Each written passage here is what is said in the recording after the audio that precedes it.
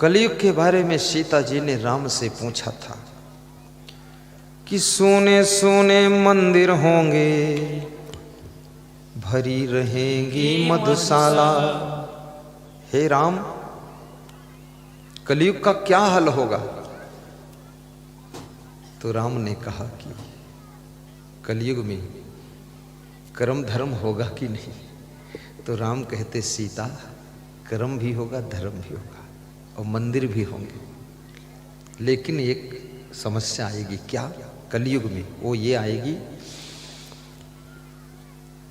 सीता ने पूछा है भगवन, सिया ने पूछा है भगवन, कलयुग में कोई कर्म धर्म नहीं मानेगा, कोई कर्म धर्म नहीं मानेगा, कोई कर्म धर्म नहीं मानेगा, कोई कर्म धर्म नहीं मानेगा।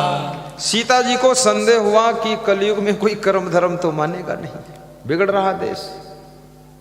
तो राम ने कहा नहीं सीता, कलयुग में कर्म धर्म बहुत होगा। बोले अच्छा, तब तो अच्छा होगा, तो फिर क्या नहीं होगा कलयुग में? तो राम कहते हैं सिया ने पूछा है भगवन, कलयुग में कोई कर्म धर्म नहीं मानेगा, कोई कर्म धर्म नहीं मानेगा, कोई कर्म धर्म नहीं मानेगा, कोई कर्म धर्म नहीं मानेगा। तो राम कहते हैं कि कर्म भी होगा, धर्म भी होगा, लेकिन शर्म नहीं होगी। कर्म भी होगा, धर्म भी होगा, लेकिन शर्म नहीं होगी। राम कहते कर्म धर्म सब होगा, लेकिन शर्म थोड़ा कम हो जाएगी, बेशर्म लोग ज्यादा होंगे। ये शर्म भी जरूरी है, शर्म बहुत बड़ा काम करती है। एक राजा का बेटा दारू पीता था, इकलौता बेटा था। राजा ने थप्पड़ मारा, राजमहल से निकाल दिया। बेटा हंसता हुआ चला गया। राजा को दुख हुआ, मंत्री से कहा चलो ढूंढे कहाँ गया है। जोश में थप्पड़ तो मार दिया, पर पता नहीं आए लौट के ना आए, इसलिए ढूंढ लेते हैं। ढूंढने गए तो देखा जा करके एक वेश्या के घर पर बैठा हुआ फिर दारू पी रहा है, लफंगों के साथ में। कितने लोगों के लड़के लफंगों में फंस गए, छोटी सी उम्र में जर्दा खा रहे, पुड़िया खा रहे, तमाकू खा रहे, दारू पी रहे, इधर उधर घूम रहे, सुनते नहीं समझते नहीं, बाप थप्पड़ मार दे तो खीसे काटते फिर घूम रहे हैं। ऐसे बच्चे जिनको मिल गए तो समझ लो उनको दुख ही दुख मिलेगा उनसे। तो राजा ने जब देखा कि वो वेश्यालय में बैठा दारू पी रहा है, 16 साल की उम्र में ये हालत हो गई,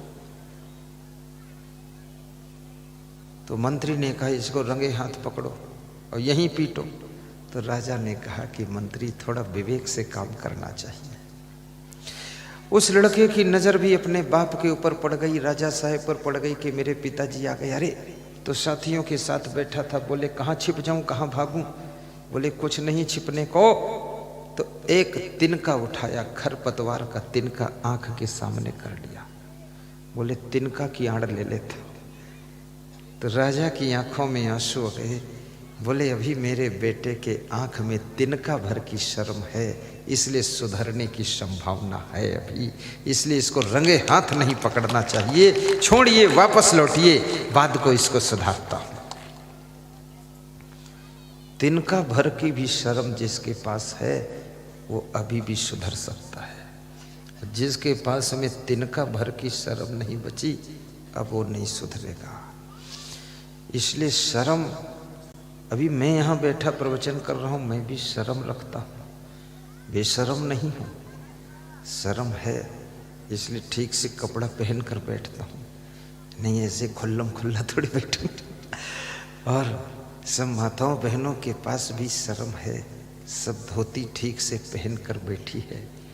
इधर लोगों को थोड़ी शर्म है, थोड़ा कपड़ा ठीक पहन कर बैठे, नहीं तो बड़ी बड़ी टांगें खोल कर बैठे मेरी ओर। थोड़ा शर्म तो होना चाहिए, शर्म हमें धर्म की ओर ले जाती है। तो राम कहते हैं कलयुग में थोड़ा शर्म कम हो जाएगी, लेकिन मैं कहूँगा थोड़ी थोड़ी शर्म आप रखिए, शर्म आपकी रक्षा करेगी।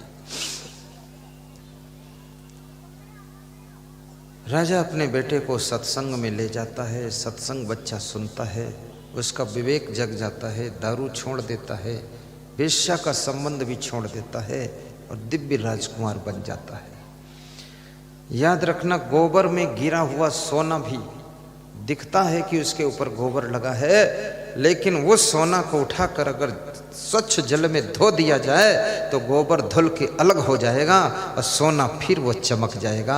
इसी तरह से अगर किसी बुराई में तुम फंस गए हो, बुराइयों का, अवगुणों का गोबर तुम्हारे ऊपर लग चुका है, तो उसमें से निकल कर बाहर आइए और सत्संग के स्वच्छ जल से अपने को धो डालिए, तो आप फिर से दिव्य आत्मा हो जाएंगे, पवित्र आत्मा हो जाएंगे।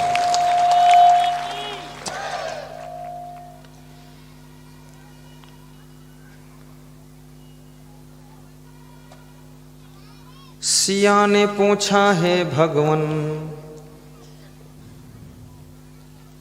कलयुग में कोई कर्म धर्म नहीं मानेगा, कोई कर्म धर्म नहीं मानेगा। कर्म भी होगा धर्म भी होगा, लेकिन शर्म नहीं होगी। कर्म भी होगा धर्म भी होगा, लेकिन शर्म नहीं होगी। सोने सोने मंदिर होंगे, भरी रहेंगी मधुशाला और भरी रहेंगी मधुशाला। पिता के संग संग में नाचेंगी घर की सुंदर निज बाला। पिता के संग संग में नाचेंगी घर की सुंदर निज बाला। रामचंद्र कह गए सिया से, ऐसा कलयुग आएगा। हंस चुनेगा दाना दुन का, कौआ मोती खाएगा, कौआ मोती खाएगा। रामचंद्र कह गए सिया से, ऐसा कलयुग आएगा। लेकिन मनुष्य में ऐसी सामर्थ्य है कि कलयुग को भी सतयुग बना सकता है। इस कलयुग में भी उनके घरों में आज भी सतयुग है जिनके सात्विक विचार है, शाकाहारी भोजन है, जिनमें सभ्यता है, संस्कृति है, शालीनता है, सुशीलता है, सौम्यता है। उनका घर कलयुग के अंदर भी सतयुग में है। और जिनके अंदर काली करतूतें हैं वो सतयुग में रहे तो भी वह कलयुग में हैं। और याद रखना, जो द्वेष भावना में डूबे हैं वे द्वापर में हैं, जो तीन तिकड़म बनाते रहते हुए त्रेता में हैं, जो सतोगुणी विचारों में रहते हुए सतयुग में हैं, जो काले कारनामे करने में लगे हुए वे कलयुग में हैं। आप हर युग को सतयुग बना सकते हो। ये तुम्हारे हाथों में कला है, बातों में कला है और तुम्हारे कर्मों में शक्ति है।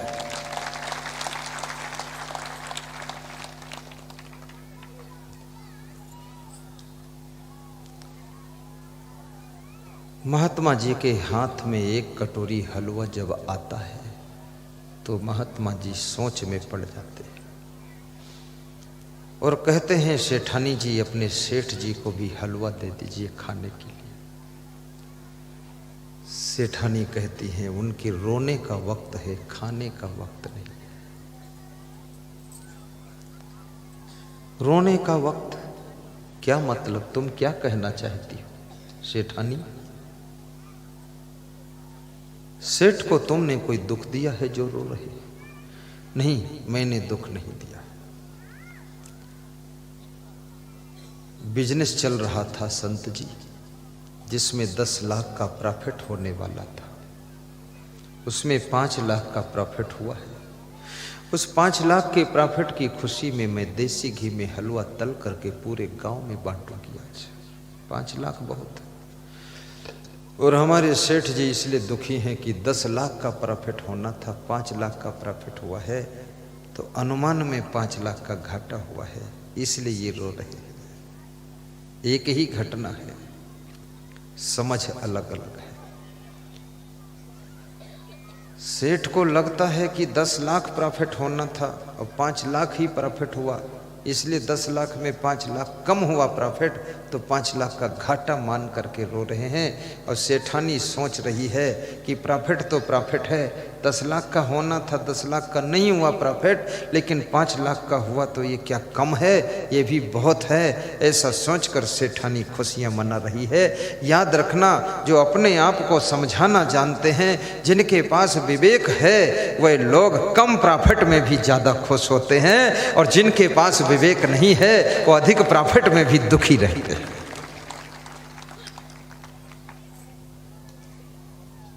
जितना मिला है उसका आनंद लीजिए, और जो मिल करके खो गया है उसको भुला दीजिए, और जो जरूरत है उसको पाने के लिए प्रयास भी कीजिए, और प्रयास से भी जो नहीं मिल रहा उसका त्याग कीजिए,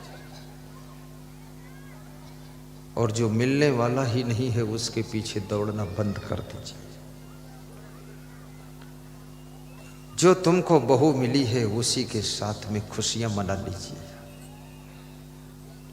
जिस स्त्री से तुम्हारी शादी हुई है उसी के साथ में आनंद मनाइए, क्योंकि तुम्हारे भाग्य में वही थी। अगर उसको छोड़ दोगे, दूसरी लाओगे तो उसी मॉडल की मिलेगी, बस खाली चेहरा बदलेगा, बाकी चाल वही रहेगी। तुम्हें जो पति मिला है वही तुम्हारे भाग्य में था, उसी पति को संभाल लीजिए, उसी को प्रेम दीजिए, उसी के साथ आनंद मनाइए। अब तुम सोचो कि हम दूसरा पति ढूंढ लें तो वो भी उससे ज़्यादा खतरनाक मिलेगा, क्योंकि आपके भाग्य में वही है। और जिस दिन आपका भाग्य बदलेगा उसी दिन आपका पति भी बदल जाएगा।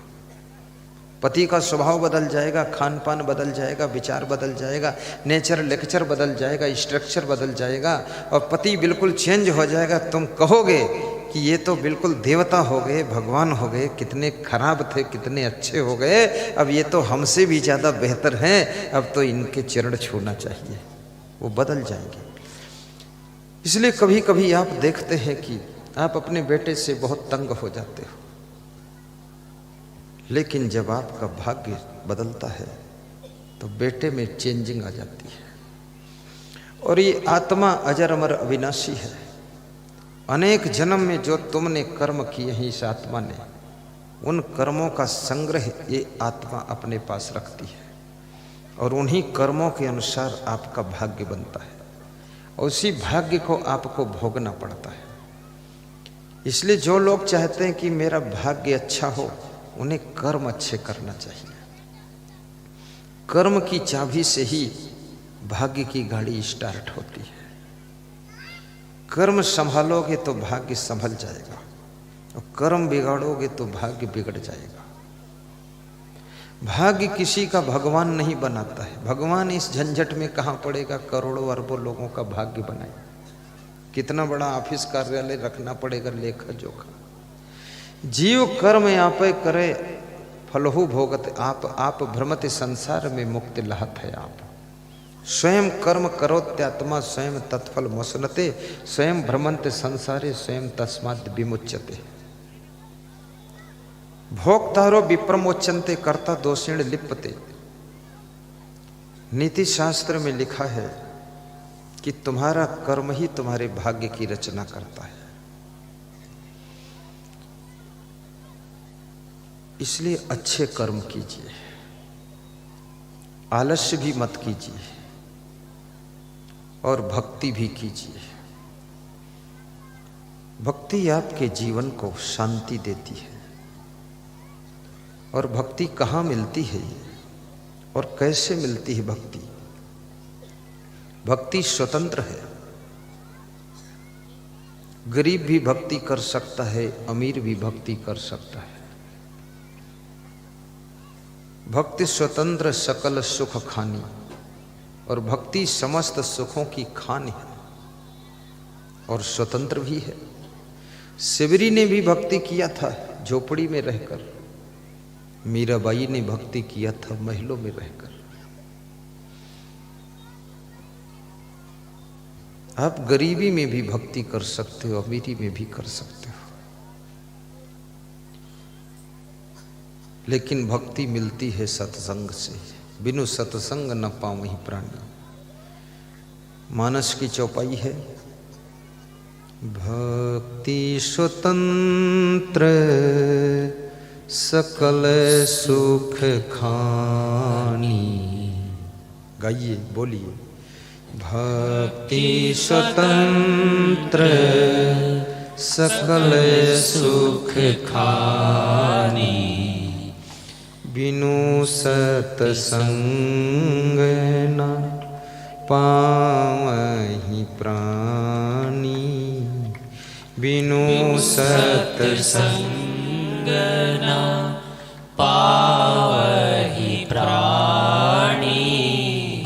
भक्ति स्वतंत्र सकल सुख खानी। बड़े भाग्य पाइय सतसंगा, बिनहि प्रयास होहि भव भंगा। बड़े भाग्य पाइय सतसंगा, बिनहि प्रयास होहि भव भंगा। बड़े भाग्य से सत्संग मिलता है, और सत्संग मिल जाए तो बिना प्रयास के भवसागर से पार हो जाती है आत्मा। कैसे? जैसे ट्रेन में बैठने के लिए आपको प्रयास करना पड़ता है, लेकिन बैठने के बाद फिर ट्रेन चलती है कि तुम चलते हो? बताओ। फिर ट्रेन चलती है, तुम नहीं चलते हो, तुम बैठे रहते हो। ट्रेन में सोते रहते हो, खड़े रहते हो, तुम चलते नहीं हो, लेकिन तुम अगली स्टेशन पहुंचते हो कि नहीं पहुंचते हो? जरूर पहुंचते हो। तो तुम चलते नहीं तो कैसे पहुंचते हो? क्योंकि तुम नहीं चलते हो, पर ट्रेन चलती है, और ट्रेन में तुम बैठे हो, तो तुम बिना चले ही चले जाते हो। तुम चलते नहीं हो, फिर भी चलते हो, क्योंकि ट्रेन चलती है और तुम ट्रेन में बैठे हो, इसलिए तुम भी उसी के साथ चलते रहते हो। बड़ी मजे की बात है। जैसे ट्रेन में बैठने के लिए प्रयास करना पड़ता है, लेकिन फिर अगली स्टेशन पहुंचने के लिए तुमको नहीं चलना पड़ता है, और ट्रेन चलकर वहां पहुंचा देती है, तुमको ले जाकर छोड़ती है। ऐसे सत्संग की ट्रेन में बैठने के लिए श्रद्धा का टिकट खरीदना पड़ता है, आस्था के साथ उसमें बैठना पड़ता है। फिर उसके बाद ये सत्संग की ट्रेन तुमको मोक्ष की स्टेशन पर पहुंचा देती है, सुख शांति की स्टेशन पर पहुंचा देती है।